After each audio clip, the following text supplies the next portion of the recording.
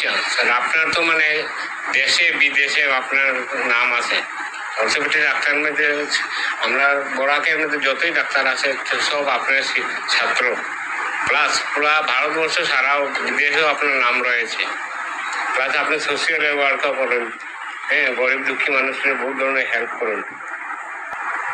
আপনি প্রথম যে প্রশ্ন করছেন যে আমার নাম দেশে বিদেশ রয়েছে, এই সম্বন্ধে আমি একটু বলতে চাই যে আমি প্রথম শিলচর মেডিকেল কলেজে জয়েন করি জেনারেল সার্জারি রেজিস্ট্রার হিসেবে।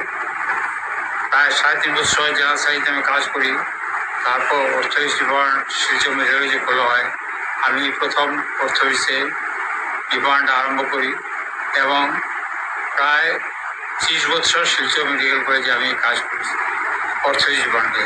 আমি রেজিস্ট্রার থেকে এসিস্ট্যান্ট প্রফেসর, এসিস্ট্যান্ট প্রফেসর থেকে অ্যাসোসিয়েট প্রফেসর পর্যন্ত পদোন্নীত হই শিলচর মেডিকেল কলেজে।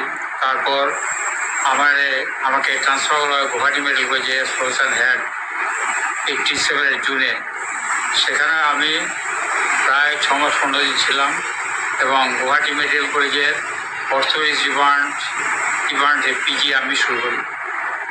সেখান থেকে 88 জানুয়ারিতে আবার পুনরায় আমি শিলচরে বদলি হয়ে আসি। সেই থেকে আমি 2000 নভেম্বর পর্যন্ত শিলচর মেডিকেল ছিলাম। এরপর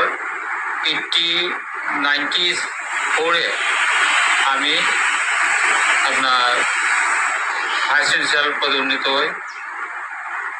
97-এ1 এপ্রিল প্রিন্সিপাল হিসেবে জয়েন করি এবং 2000 নভেম্বরে আমি প্রিন্সিপাল পোস্ট থেকে রিটায়ারমেন্ট হয়ে যাই। এ হলো আমার সংক্ষিপ্ত